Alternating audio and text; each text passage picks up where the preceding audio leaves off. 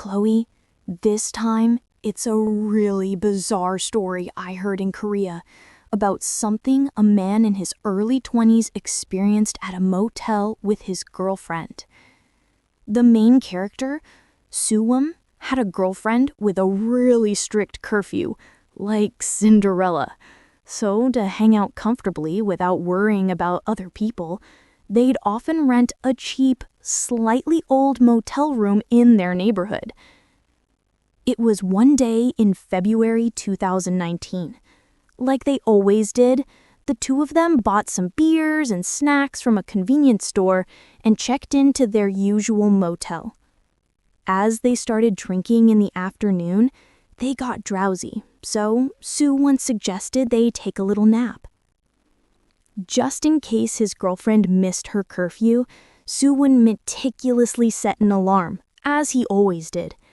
Then, to make the room feel cozier, he even put on some soft, sleepy music from his laptop before they leaned down on the bed together.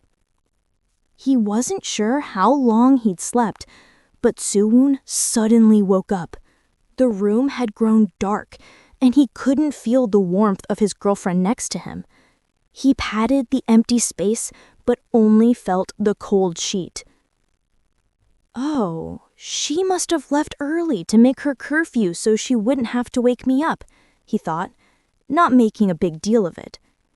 He tried to go back to sleep, but the music that had been playing from his laptop suddenly cut out. A heavy silence filled the room, and in that very moment, whoosh, he clearly heard the sound of a toilet flushing from the bathroom. Su-woon was startled. Because that motel's bathroom had a translucent glass door, you could see the hazy light if someone turned it on inside. But the bathroom was pitch black. But he quickly reassured himself. Oh, maybe she came back, or maybe she never left. Feeling a bit spooked by the sound and the darkness, he called out towards the bathroom door in a slightly loud voice. "Honey? You in the bathroom?" 2 seconds. 3 seconds. After a tense pause, a weak voice faintly answered from inside. "Uh-huh." The voice sounded heavy with sleep, so Su-woon relaxed and said, "You scared me. Why is the light off? I'll turn it on for you." He was getting up from the bed to walk to the bathroom when it happened. A completely different voice, low and raspy, like dry branches scraping together, spoke from inside the bathroom. "Don't turn it on." It wasn't his girlfriend's voice. It sounded like a man, or maybe an old woman, a grotesque voice. Su-woon froze on the spot. As a suffocating silence fell, this time he heard a woman's laughter from inside the bathroom.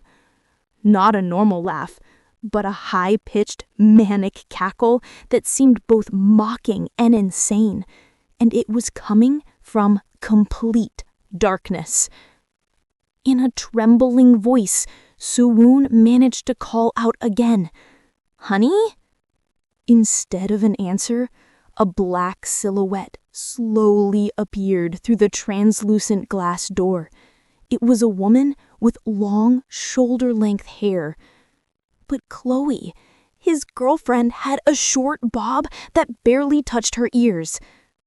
The long-haired figure pressed its face right up against the glass, and suddenly it slapped the door with its palm. Slap. Su-woon couldn't even scream. He was frozen to the spot.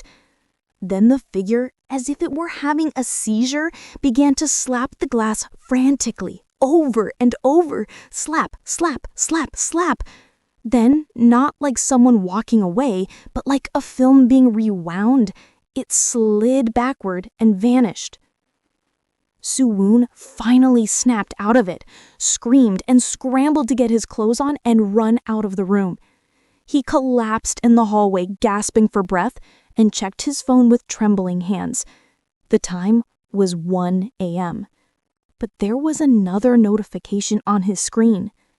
A text message from his girlfriend. sent at 10:30 p.m. Hey, I got home safe. His girlfriend had already been home since 10:30 p.m. So then, Chloe, for nearly 3 hours until 1 a.m., who was that long-haired woman who was in the room and in the bathroom with him?